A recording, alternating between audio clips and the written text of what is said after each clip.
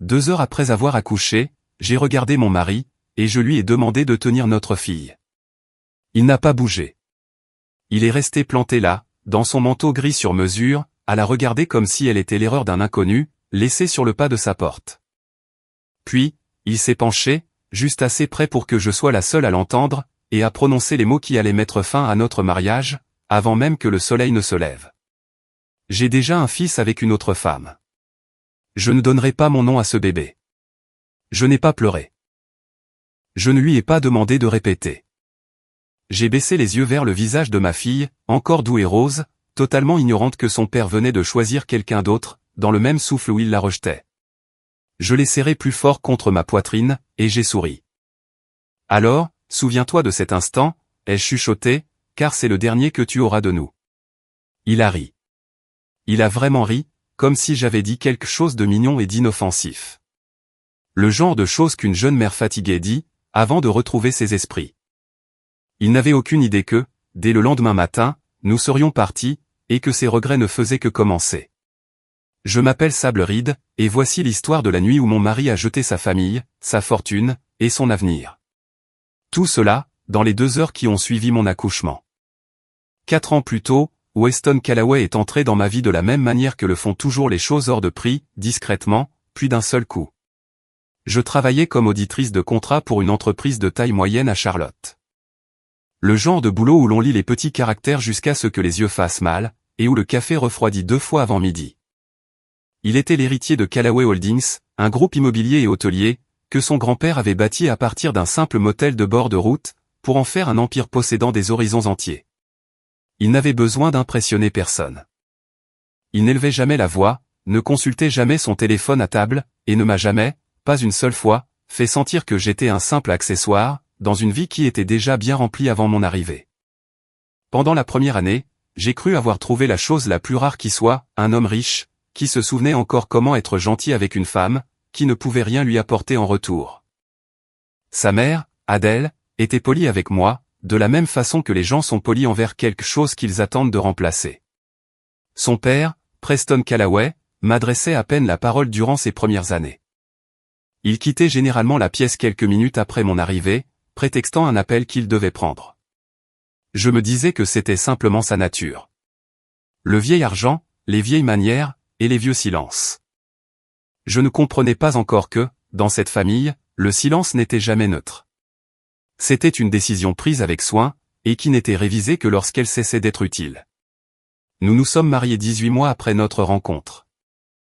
Lors d'une petite cérémonie, que Weston tenait à garder modeste. Loin du bruit de l'entreprise, avait-il dit, en me serrant la main, comme si nous complotions tous les deux contre quelque chose de plus grand que nous. Je me souviens d'être resté dans le couloir du palais de justice, juste avant, à réajuster sa cravate parce que ses mains tremblaient. Je pensais qu'un homme aussi nerveux à l'idée de m'épouser, ne pouvait absolument pas être capable de la cruauté froide et calculée, que j'allais rencontrer 2 ans plus tard dans une chambre d'hôpital. J'avais tort sur ce point. Tout comme j'avais tort sur beaucoup de choses à l'époque, principalement parce qu'il était très doué pour les dire comme si c'était de simples vérités, au lieu de scénarios soigneusement préparés. C'est au cours de notre 2e année de mariage, que j'ai entendu pour la première fois le nom de Camille Russo. Elle était l'assistante de direction de Weston, une femme portant des vestons cintrés et élégants, avec une voix qui ne s'élevait jamais au-dessus d'un ton calme et régulier. Je l'ai rencontrée 2 fois lors d'événements d'entreprise. La 2e fois, lors d'un dîner de fin d'année, je l'ai surprise en train de jeter un coup d'œil à Weston à travers la pièce, avec une expression que je n'arrivais pas à définir sur le moment. Pas tout à fait de la culpabilité, pas tout à fait du désir, mais plutôt quelque chose qui ressemblait à de l'épuisement. Je me suis convaincu que je l'avais imaginé. Je n'avais aucune vraie raison de penser autrement. Weston rentrait encore à la maison la plupart des soirs. Il se souvenait toujours de notre anniversaire. Mais avec le recul, les petites choses avaient déjà commencé. Des appels qu'il prenait dans l'allée, au lieu de le faire à l'intérieur de la maison. Des voyages d'affaires qui se prolongeaient d'un jour, puis de 2, avec des explications qui étaient techniquement plausibles, mais d'une manière ou d'une autre, jamais tout à fait précises. Chaque fois que j'abordais l'idée d'agrandir la famille un jour, un 3e enfant, une maison plus grande, il devenait silencieux. D'une manière qui ressemblait moins à un homme qui se projette, et plus à un homme qui calcule combien de temps il pourrait encore éviter le sujet. Je le remarquais, mais je ne m'autorisais tout simplement pas à suivre cette pensée jusqu'à sa conclusion logique.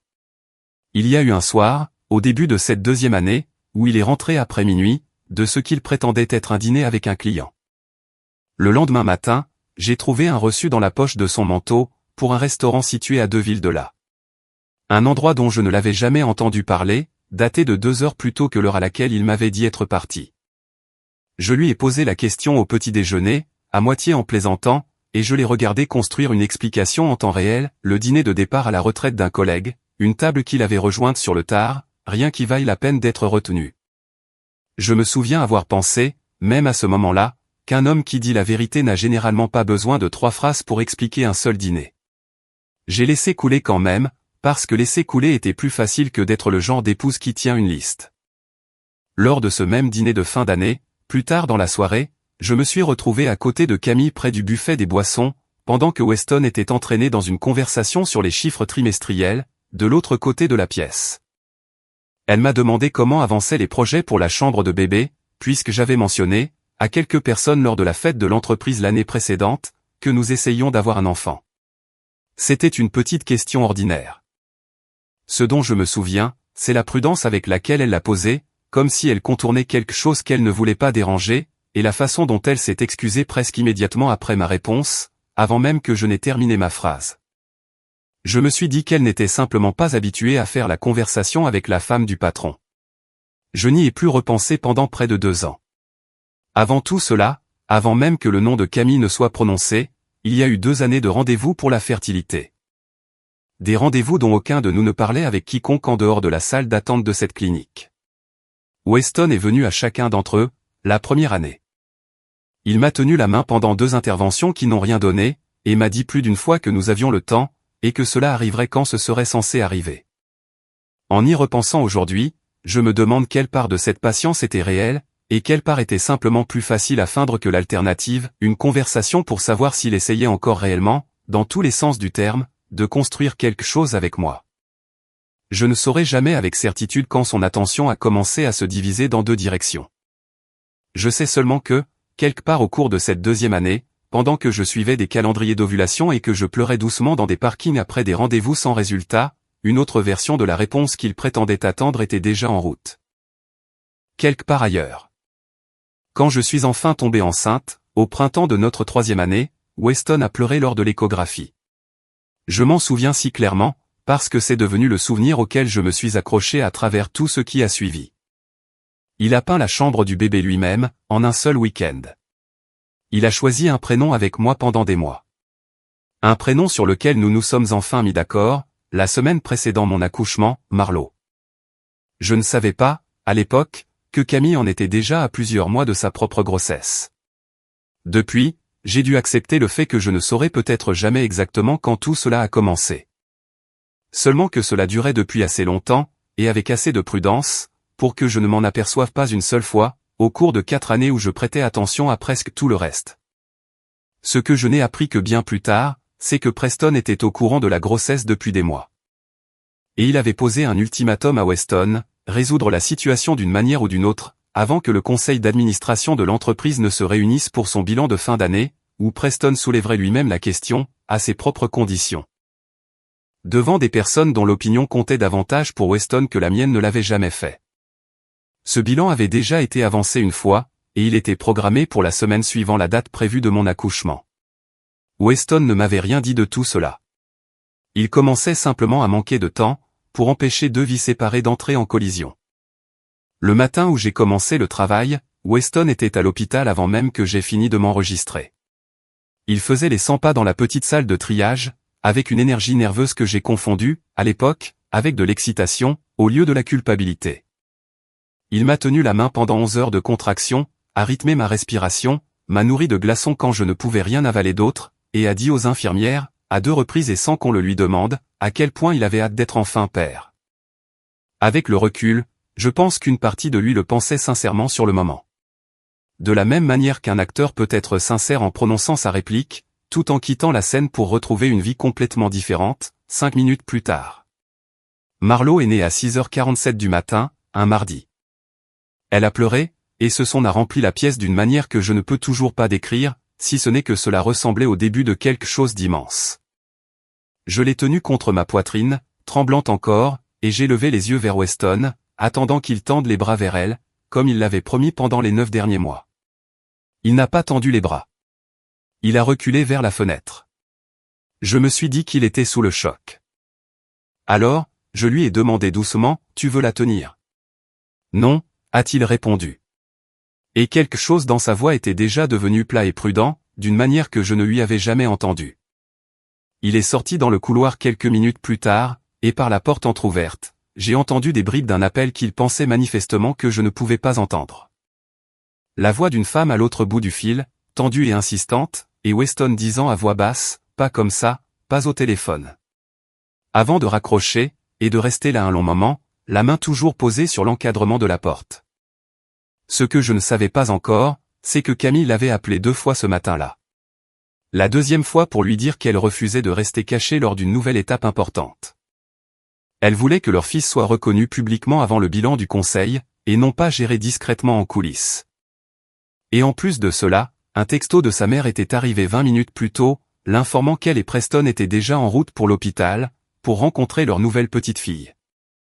Sans aucune indication que l'un ou l'autre avait l'intention de prétendre, une fois sur place, qu'il n'y avait qu'un seul petit enfant digne d'être reconnu cette année-là. Weston avait peut-être 1 heure avant que ses propres parents ne franchissent la porte de cette chambre, et ne décident à leurs conditions, plutôt qu'aux siennes, de la façon exacte dont cela se déroulerait devant moi. Il est revenu, vêtu d'un costume propre. Et je comprends maintenant qu'il ne s'habillait pas pour une conversation qu'il voulait avoir, il s'habillait pour celle qu'il n'avait plus aucun moyen d'éviter. 2 heures plus tard, après que les infirmières eurent nettoyé et que la chambre fut redevenue silencieuse, il est rentré. Comme s'il était juste sorti pour se changer et mettre une tenue plus appropriée pour ce qu'il s'apprêtait à dire. Il m'a parlé de Camille, et d'un fils nommé d'après son grand-père, né 4 mois plus tôt. Ses parents, m'a-t-il dit, avaient déjà rencontré le bébé et étaient, bien qu'il ne l'ait pas dit ouvertement, à quelques minutes de franchir ma porte. Ma famille a besoin d'un héritier mâle, a-t-il affirmé, comme s'il lisait une note que quelqu'un d'autre avait rédigée pour lui. Camille leur en a donné un. Je ne reconnaîtrai pas ta fille comme une Callaway. J'aimerais vous dire que j'ai hurlé. Mais je ne l'ai pas fait.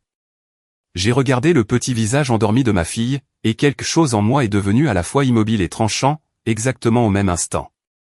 Comme une porte qui se referme quelque part, très loin. Tu l'as choisi, ai-je dit. Ce n'était pas une question.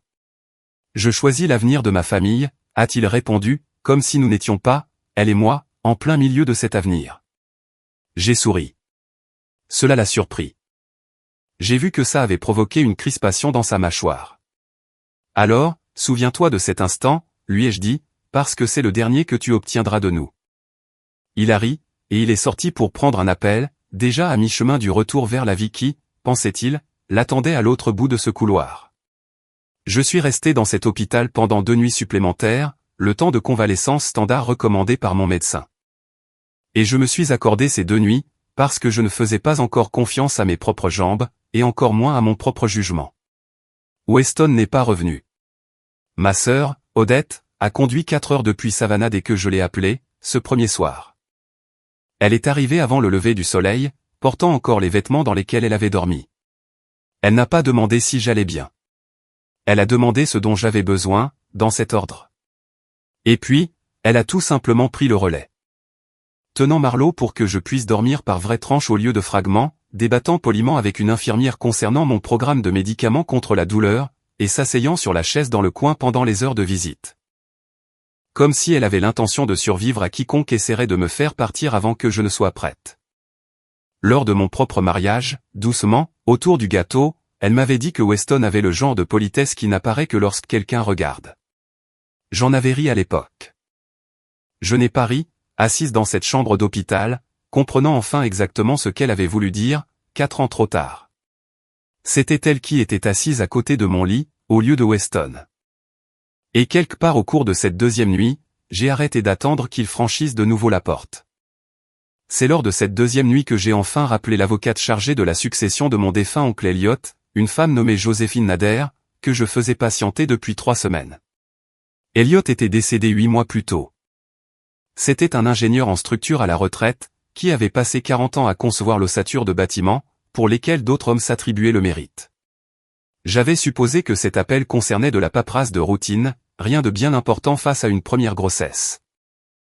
J'avais tort. Joséphine m'a expliqué plus tard qu'elle ne m'avait pas appelé pendant 3 semaines d'affilée pour une question de routine. Elliot était venu à son bureau 1 an avant sa mort, de son propre chef, et lui avait demandé d'examiner un vieil accord de partenariat. Un accord qu'il détenait toujours, issu d'un projet de développement immobilier datant de plusieurs décennies, et qui avait depuis été intégré à Callaway Holdings lors de l'expansion de l'entreprise.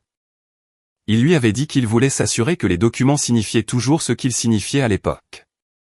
Elle avait trouvé quelque chose qui l'avait suffisamment interpellé pour continuer à m'appeler. Un accord de vote, toujours actif, toujours contraignant, qu'Elliot n'avait jamais dissous, et qui était lié à sa participation de 11% dans la branche développement de l'entreprise. Elle m'a dit qu'Elliot n'avait jamais vraiment expliqué pourquoi il voulait que cela soit révisé. Seulement qu'il lui faisait confiance pour comprendre le moment venu, même s'il n'était plus là pour l'expliquer lui-même. Elle avait travaillé avec lui pendant près de 15 ans, et a avoué qu'elle ne l'avait pas totalement compris, jusqu'à ce qu'elle voie, en temps réel, ce que cette discrète préparation avait protégé depuis tout ce temps. Elle ne savait pas encore à quoi cela allait me servir. Elle savait juste, selon ses propres mots, que certains héritages valent la peine d'être compris avant d'en avoir besoin, et non après. Je lui avais demandé, depuis ce lit d'hôpital, ce que tout cela signifiait pour moi maintenant. Cela signifie, m'a-t-elle répondu, que vous avez plus de poids dans cette entreprise que votre mari ne le pense. Je n'ai rien précipité, contrairement à ce que je pourrais raconter pour faire de l'effet. Je suis d'abord rentré dans la maison que Weston et moi avions partagée, pour exactement 1 semaine. Parce que j'avais besoin d'un endroit familier pour déterminer la suite, et parce que n'importe quel avocat censé vous dira de ne pas prendre de décision irrévocable, 3 jours après un accouchement. Weston n'est pas rentré à la maison non plus. Il est resté chez ses parents.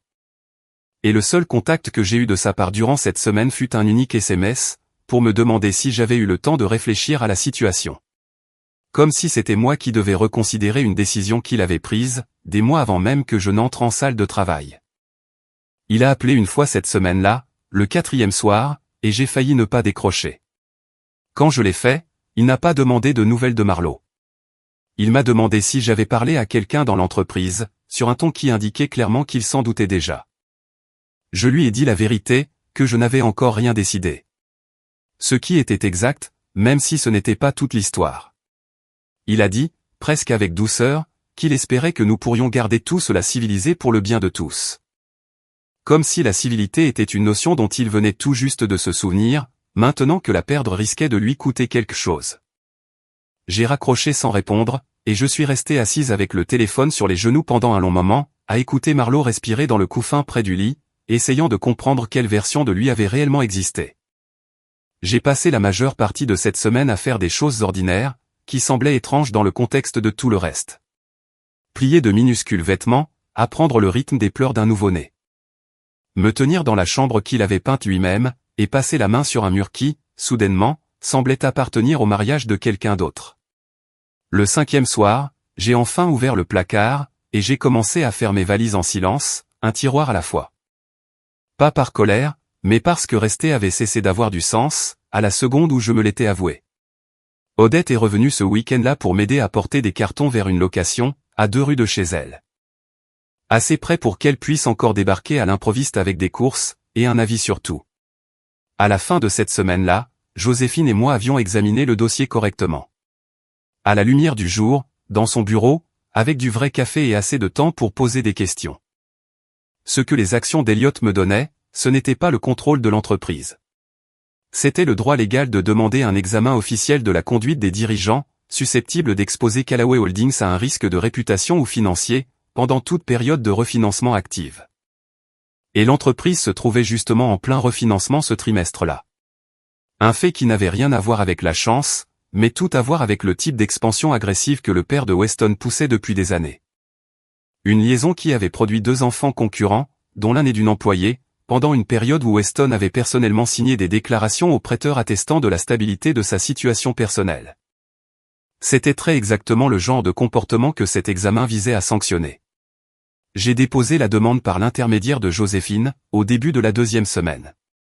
J'ai définitivement quitté la maison cette même semaine pour m'installer dans la location près de chez Odette avec Marlo. Et j'ai laissé le propre règlement de l'entreprise faire quelque chose que je n'aurais jamais pu accomplir depuis un lit d'hôpital, forcer Weston à s'expliquer face à des personnes qui n'avaient jamais eu besoin de ma permission pour poser les questions qui fâchent. 2 semaines après avoir déposé la demande, avant que le conseil ne se réunisse, Camille m'a appelé. J'ai failli ne pas répondre. Quand je l'ai fait, elle m'a dit qu'elle avait entendu parler de la procédure au bureau, et qu'elle voulait dire quelque chose avant que cela ne devienne un spectacle. Elle avait l'air fatiguée, d'une manière qui n'avait rien à voir avec un nouveau-né. Une sorte de fatigue que j'ai reconnue, parce que j'en avais moi-même porté une version pendant 4 ans sans pouvoir y mettre un nom. Elle m'a raconté qu'elle avait grandi enfant unique, dans une petite ville près de Bâton Rouge. Qu'elle avait déménagé à Charlotte pour le travail sans famille à proximité, et que, quelque part dans la solitude de cette première année à travailler pour Weston, cette attention prudente avait commencé à ressembler à quelque chose que ce n'était pas. Elle a dit qu'elle s'était promis, plus d'une fois, qu'elle arrêterait de répondre à ses appels après les heures de bureau. Mais elle n'y est jamais parvenue, car s'arrêter aurait signifié perdre la seule chose stable, dans une ville où elle ne connaissait toujours personne d'autre de manière assez intime pour l'appeler à minuit. Elle m'a confié que Weston lui avait promis, des mois après le début de leur relation, qu'il avait l'intention de me quitter un jour. Que le temps qu'elle se permette de le croire, elle était déjà enceinte, déjà isolée, et déjà incertaine de savoir à qui d'autre elle pourrait en parler. C'est ce qu'il fait, a-t-elle murmuré. Il dit aux gens juste ce qu'il faut, pour qu'ils continuent d'aller dans sa direction. Je lui ai demandé pourquoi elle me disait tout cela maintenant. Elle est restée silencieuse un long moment. Parce que quelqu'un devrait connaître la vérité avant d'y aller, a-t-elle fini par dire. Au lieu de la découvrir morceau par morceau, devant un public. J'ai repensé à la chambre de bébé qu'il avait peinte, à l'échographie devant laquelle il avait pleuré. Et j'ai compris que Camille et moi avions reçu des versions de la même et exacte représentation, mise en scène pour 2 femmes différentes, qui pensaient chacune être le seul public. La réunion du conseil d'administration a eu lieu un jeudi, dans une salle vitrée au 14e étage, qui sentait le café frais, avec quelque chose de plus glacial en dessous. Je n'étais pas obligé d'y assister en personne. Joséphine s'occupait de l'aspect procédural, mais j'y suis allé quand même, avec Marlo endormi dans un porte-bébé contre ma poitrine. Parce que je voulais que Weston voie exactement qui était assise en face de lui, de l'autre côté de la table, lorsque son père lui demanderait enfin de s'expliquer à voix haute. Preston a demandé à Weston, devant 6 membres du conseil et 2 avocats externes, s'il était vrai qu'il avait conçu un enfant avec une employée, tout en certifiant personnellement au prêteur que sa situation était stable. Weston a répondu que la situation était gérée en privé. Preston a demandé si, en privé, incluait le fait d'abandonner sa fille nouveau-née dans une chambre d'hôpital, devant un personnel infirmier qui se souviendrait de chaque détail. Weston n'avait pas de réponse à cela. Pour la première fois en 4 ans, il avait l'air d'un homme qui était à court de bonnes phrases à dire. C'est alors qu'un ancien collègue de Weston, un homme qui avait quitté l'entreprise en mauvais termes 2 mois plus tôt, après un conflit concernant une prime qu'il estimait lui avoir été injustement refusée, a envoyé à Joséphine un fil de discussion. Un fil qu'il gardait sous le coude, par simple ressentiment. On y voyait Weston plaisanter, des mois auparavant, sur le fait qu'une fois la situation de l'héritier réglée, il prévoyait de se séparer discrètement de Camille d'ici 1 an, une fois que l'image publique n'aurait plus d'importance. Ce n'était pas la chance qui nous avait mis cette conversation entre les mains. C'était la conséquence ordinaire et prévisible du fait de traiter les gens comme s'ils étaient jetables, en supposant qu'aucun d'entre eux ne comparerait jamais ses notes, ni n'attendrait le bon moment pour utiliser ce qu'il avait gardé. Camille est restée assise pendant cette lecture, les mains à plat sur la table. Quand ce fut terminé, elle s'est levée, a réajusté sa veste, et a prononcé la seule phrase que je l'ai jamais entendu dire directement à Weston: « Tu aurais dû dire la vérité, à quelqu'un. À n'importe qui, même une seule fois, avant que ça ne coûte aussi cher. » Puis, elle est sortie. Weston m'a rattrapé dans l'ascenseur juste après, avant que je ne puisse atteindre le parking. Dans cette cabine en miroir, il avait l'air plus petit que je ne l'avais jamais vu en 4 ans de mariage. Sa mâchoire se contractait, comme s'il essayait de trouver une version de lui-même capable, encore une fois, de se tirer d'affaire par la parole. « Tu as planifié ça ?» a-t-il lancé. Ce n'était pas vraiment une question. Comme s'il avait besoin que ce soit de ma faute, plutôt que de la sienne. Je n'ai rien eu besoin de planifier, lui ai-je répondu. J'ai juste arrêté de te couvrir, à la seconde où tu as arrêté de faire semblant. Les portes se sont ouvertes avant qu'il ne puisse répondre. Je suis sorti dans le parking avec ma fille endormie contre moi, et je ne me suis pas retourné pour voir s'il m'avait suivi. Ce qui a suivi ne fut pas une victoire juridique nette et sans bavure, qui m'aurait été offerte sur un plateau par une vieille clause familiale, comme j'aurais pu l'espérer. Les termes du trust, rédigés par la génération d'Eliott des décennies plus tôt, exigeaient que tout héritier soit né dans le cadre d'un mariage intact pour conserver la priorité d'héritage. Et cette formulation a créé très exactement ce que Joséphine avait prédit depuis le début, un véritable conflit de succession, et non une réponse automatique. Les avocats des Callaway ont plaidé pour une interprétation. Joséphine en a défendu une autre. Il y a eu des dépositions, des divulgations financières, et un médiateur externe, engagé spécifiquement pour éviter que le conflit ne se déverse dans un tribunal, chose que la famille voulait éviter à presque n'importe quel prix. Il y a eu plus d'une après-midi où Joséphine m'a prévenu que l'issue pouvait encore basculer d'un côté ou de l'autre, selon le précédent que le médiateur jugerait le plus convaincant. Il a fallu près de 4 mois, en parallèle de la procédure de divorce, avant que les avocats externes du conseil d'administration ne règlent enfin l'affaire par la négociation, plutôt que par une décision tranchée. Marlo conserverait son statut officiel d'héritière, en tant que seul enfant officiellement né pendant le mariage. Tandis que le fils de Camille resterait totalement en dehors de la structure de succession de l'entreprise. C'était une affaire distincte, que Weston devrait résoudre s'il le souhaitait, par ses propres moyens, via n'importe quel arrangement privé qu'il pourrait mettre en place. Sans le soutien de l'entreprise, Weston n'avait pas assuré d'héritier. Il avait passé une année entière à fabriquer un conflit, qui s'est soldé par le fait que la fille qu'il avait refusé de tenir, est devenue le seul enfant auquel n'importe quel membre de cette famille était légalement tenu de pourvoir. L'accord de divorce en lui-même a pris ces mêmes 4 mois. Je n'ai rien demandé de vindicatif dans les papiers, j'ai demandé ce qui était juste. Et avec les actions d'Eliott derrière moi, et un conseil d'administration qui ne faisait plus confiance à Weston pour grand-chose, juste, s'est avéré être bien plus que ce que nous espérions tous les deux au départ. L'accord de garde a été la seule partie où Weston s'est initialement présenté sous les traits de l'homme que j'avais épousé. Il a demandé un droit de visite structuré, et j'ai laissé le médiateur fixer des conditions raisonnables, parce que je voulais pouvoir dire honnêtement à Marlo, un jour, que je n'avais pas été celle qui avait fermé toutes les portes. Il a profité de 4 de ses 6 premières visites programmées. Il est arrivé en retard à 2 d'entre elles, et a écourté la 3e pour un appel professionnel. Avant même le premier anniversaire de sa fille, il avait complètement cessé de les programmer. Et aucune clause, aucun médiateur, ni aucune somme d'argent n'a jamais réussi à réparer la partie de lui qui avait fait ce choix, 2 heures après sa naissance. Preston m'a contacté de lui-même, près d'1 an après la réunion du conseil, et m'a demandé si nous pouvions discuter sans avocat dans la pièce. Nous nous sommes retrouvés dans un café près de ma nouvelle maison, en terrain neutre. Il s'est assis en face de moi, l'air plus vieux que dans mes souvenirs, les mains enroulées autour d'une tasse à laquelle il n'a jamais touché. Il m'a confié, lors d'une conversation qui a duré plus longtemps que toutes celles que j'avais eues avec lui pendant mon mariage, que son propre père avait dirigé leur famille de la même manière, en jaugeant les gens selon leur utilité plutôt que leur caractère, et en tenant les comptes plutôt qu'en gardant des liens proches. Il m'a raconté que son père lui avait dit un jour, alors que Preston était à peine plus vieux que Weston ne l'était aujourd'hui, que le sentimentalisme était un luxe que l'entreprise familiale ne pouvait pas se permettre. Et qu'il avait passé des décennies à croire cette phrase, sans jamais remettre en question l'endroit où cela les avait réellement menés. Il a dit qu'il n'avait pas réalisé à quel point il l'avait reproduit avec son propre fils, jusqu'à ce qu'il voie Weston sortir d'une chambre d'hôpital au lieu d'aller vers sa fille, et qu'il reconnaisse l'exacte forme de sa propre froideur qui le fixait en retour. Ce n'étaient pas des excuses, pas formulées en ces termes. C'était plus proche d'une explication offerte sur le tard. Pour un silence dont il semblait enfin comprendre qu'il l'avait aidé à bâtir, bien avant que je n'arrive dans cette famille.